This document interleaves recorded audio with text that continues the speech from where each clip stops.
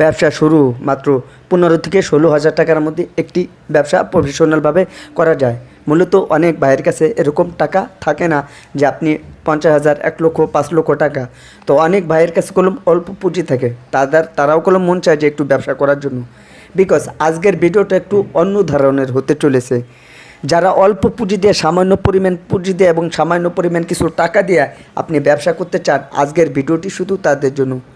এই ভিডিওর ভিতরে এমন কিছু দেখানো হবে যে আপনি অল্প টাকার ভিতরে অনেক বড় একটি স্বপ্ন তৈরি করতে পারবেন এবং অল্প টাকার ভিতরে আপনি সুন্দরভাবে একটি বিজনেস তৈরি করতে পারবেন। কিভাবে টাকা উপার্জন করবেন, কিভাবে আপনি টাকা ইনকাম করবেন, কোথা থেকে মাল কিনবেন এবং কোন জায়গায় দোকানটা দিতে হবে, ব্যবসাটা কিভাবে তৈরি করতে হবে, এ টু জেড বিস্তারিত সব কিছু দেখানো হবে এই ভিডিওতে। তবে রিকোয়েস্ট করে বলতেছি এই ভিডিওটি আপনি না টেনে সম্পূর্ণ শুরু থেকে ফুল ভিডিওটা দেখার জন্য। তো যারা এখন পর্যন্ত ভিডিওতে লাইক করে না, দয়া করে ভিডিওতে লাইক করবেন, নতুন হলে চ্যানেলটি সাবস্ক্রাইব করে আমাদের সাথে থাকবেন।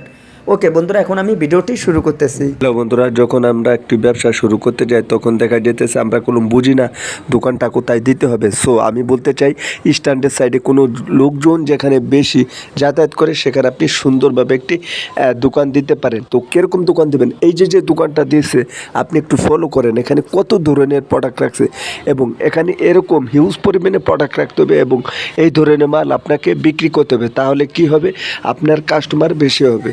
এবং যারা নগদ টাকা বিক্রি করতে চান আমি তাদেরকে বলবো যে আপনি যে কোনো পজিশন জায়গা স্ট্যান্ডের সাইডে ওরকমভাবে আপনি দোকান দেবেন যাতে বাকি যাওয়ার সম্ভাবনা নাই থাকে।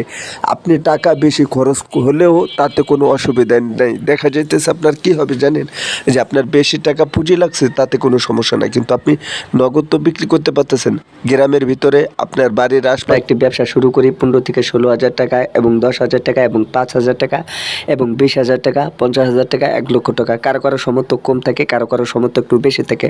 বিকজ আমরা বেশি একটা দেখে থাকি যে অনেক ভাইয়েরা কলম বেশি টাকার ভিতরে ব্যবসা করতে পারেন না। তাদের পুঁজি কম থাকার কারণে তারা অল্পতে ব্যবসা করতে চান।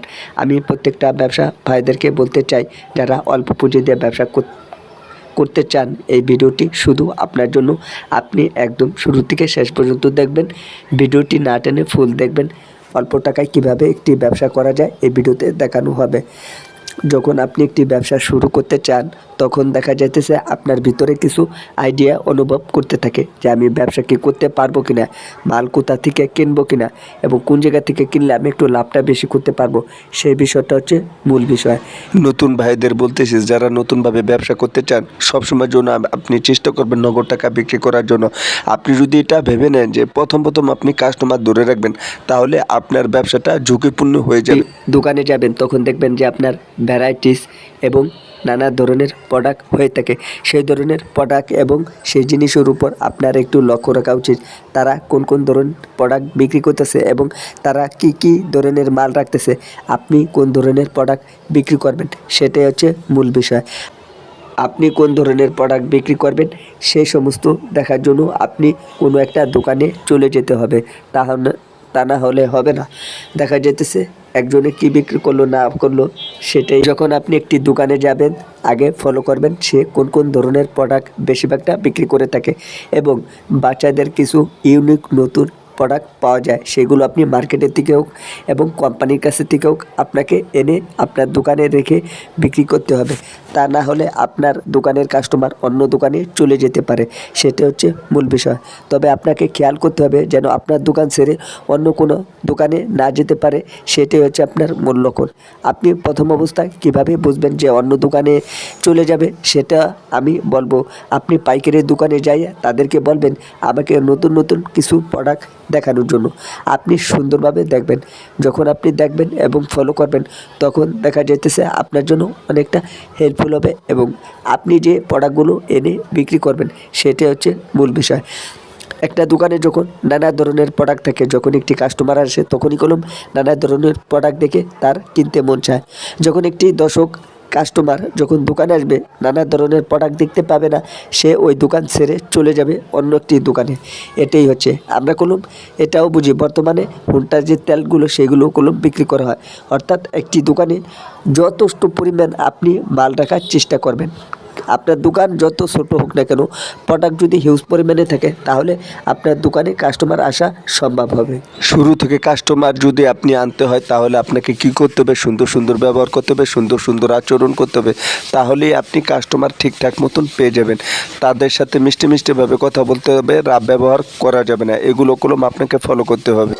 তারা দোকানের ডেকোরেশনগুলো এত সুন্দরভাবে সাজিয়ে রাখে, দেখলে আপনি অবাক হয়ে যাবেন। যে কোনো বাস স্ট্যান্ডের সাইডে বা হাট বাজারে এবং কোনো পজিশন জায়গা, সে জায়গা হতে পারে আপনার দোকানের মতন এরকম আরও হাজার হাজার দোকান রয়েছে, কিন্তু তাদের দোকানের ডেকোরেশনটা দেখবেন এত সুন্দরভাবে সাজিয়ে রেখেছে, মন চাবে না কিনতে, মন চাইলেও একটা জিনিস সে ওখান থেকে নিয়ে যায়।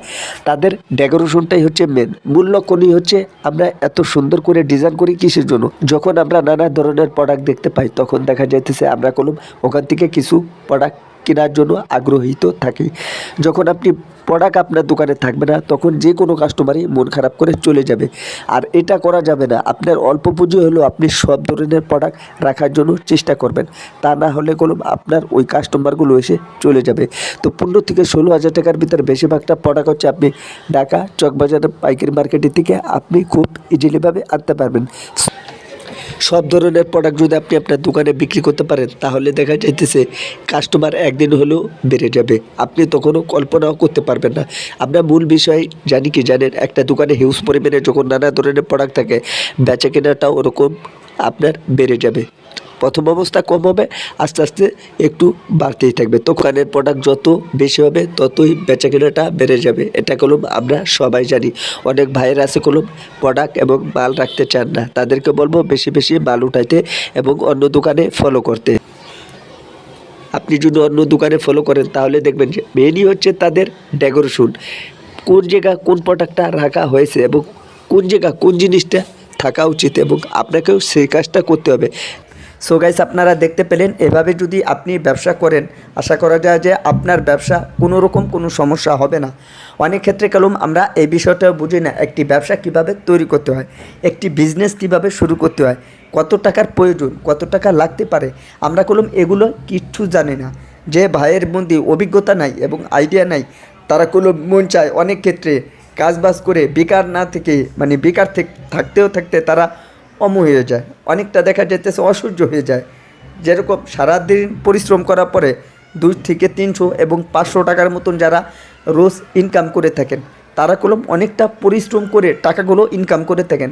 সেই টাকাটা যখন আপনি বাসায় নিয়ে যান এবং বাড়িতে নিয়ে যান, যখন আপনার বাবা মায়ের হাতে দেন এবং আপনি নিজে যখন খরচ করে ফেলেন, আপনি বাজার ঘাটে যান, তখন দেখা যাইতেছে আপনার 2 কেজি চাউল কিংবা 1 কেজি চাউল, আপনার মাছ, তরকারি এবং সবজি জাতীয় A to Z আপনি সমস্ত কিছু, এমন না যে আপনার অনেক ভালো মন্দ, সামান্য পরিমাণ ডাল দিয়ে ভাত খেতেও গেলেও দেখা যাইতেছে সেই টাকাটা হচ্ছে না। সো এবার আপনি আমাকে বলতে পারেন তাহলে কিভাবে কি করতে হবে। দেখেন, আপনি 500 টাকা বর্তমানে আপনি নিয়ে যাবেন বাজারে, যদি 500 টাকা দিয়ে আপনার একদিন ছাড়া 2 দিন হতেও একটু কষ্টকর হয়ে যায়। বর্তমানে সব জিনিসের দাম কোনো বেড়ে গেছে, আপনি যদি প্রতিদিন 500 টাকা ইনকাম করে থাকেন তাহলে দেখা যেতেছে আপনার নিজের খরচা এবং একটা ফ্যামিলিতে চাউল ডাউল সবজি এবং একবেলা যদি খেতে যান তাহলে হবে না। বর্তমানে এরকম জিনিসের দাম বর্তমানে কলম আপনারা জানেন যে 500 টাকা একটা মেহমান আসলেও কলম 500 টাকার বাজার সদাই করলে তাহলেও হয় না। তাহলে বুঝতে পারতেছেন যে বর্তমানে আপনি যদি ব্যবসা না করেন, অনেকে আবার বলতে পারেন যে না ভাই আমাদের ব্যবসা ভালো লাগে না, আমাদের ব্যবসা করার দরকার নাই। আপনি বলতেছেন যে ব্যবসা করার জন্য আমাদের কাছে অত টাকা নাই, আমরা কাজ করে অনেকটা ভালো আছি। আমি তাদেরকে বলবো যে আপনি যদি কাজ করে ভালো থাকেন তাহলে আলহামদুলিল্লাহ, আপনি কাজ করে যদি ভালো, যদি আপনাদের ফ্যামিলি চলতে পারে, আপনি চলতে পারেন তাহলে আলহামদুলিল্লাহ, আপনি সেটাই করুন। আমি বলতে চাইতেছি কোনটা, যারা বেকার সময় নষ্ট না করে আপনি যদি বুঝেন, আমি এক কথাগুলো কি বলি আগে শুনেন, আপনার যদি ব্যবসার প্রতি যদি কোনো আইডিয়া না থাকে, যদি আপনার মনে চায় যে ব্যবসা করার জন্য, তাহলে আপনি মূলত ব্যবসাটি করতে পারবেন। এখানে কোনো আপনাকে জোর জবরদস্তি করা হচ্ছে না, জুলুম করা হচ্ছে না যে আপনাকে ব্যবসাটা করতেই হবে। আমি কলম সিরিয়াসলি কথাটা বলতেছি যে আপনাকে ব্যবসা করতে হবে এরকমটা না, যদি আপনার মনে চায় এবং ভালো লাগে তাহলে আপনি ব্যবসাটা করতে পারেন। অনেকে আছে ফুটপাতে ছোলা বুট বাদাম এবং দেখা যেতেছে নানা ধরনের লুডুস এবং পেঁয়াজি কিংবা অনেক ধরনের প্রোডাক্ট বিক্রি করে থাকেন, তারা কলম প্রতিদিন 500 থেকে 1000 টাকা ইনকাম করতেছেন। তাহলে আপনি বুঝতে পারতেছেন যে ব্যবসা করে যে টাকাটা ইনকাম করতে পারবেন, কাজ করে ওরকমটাও আপনি যদি ওরকম, অনেকে আবার বলতে পারেন যে কাজ করেও আমরা অনেক ভালো আছি, 500-1000 টাকাও আমরা ইনকাম করতে পারি। হ্যাঁ ভাই, তবে ব্যবসা যারা করেন দেখবেন তারা শুধু খালি ব্যবসার দিকে, যদি লস হয় তারা কলম ব্যবসার নেশাটা অনেকে আছে ছাড়তে পারেন না। যেরকম আমার কথা বলতেছে, আমি কলম ব্যবসা ছাড়া অন্য কোনো কিছু বুঝতে পারি না। বাট আপনি যদি আমাকে বলেন যে একটু কাজ করার জন্য, তাহলে আমার ভালো লাগবে না, আমার মন চাবে ব্যবসা করার জন্য। কেননা দেখা যেতেছে আমার অভ্যস্ত হয়ে গেছে ব্যবসা করতে করতে, মানে একটা নেশার মতন হয়ে গেছে, ব্যবসা করতেই হবে। আজকে এই নিয়ে ভিডিও দেওয়ার ছিল। ভিডিওটি ভালো লাগলে একটি লাইক করবেন, নতুন হলে চ্যানেলটি সাবস্ক্রাইব করে আমাদের সাথে থাকবেন। ধন্যবাদ সবাইকে।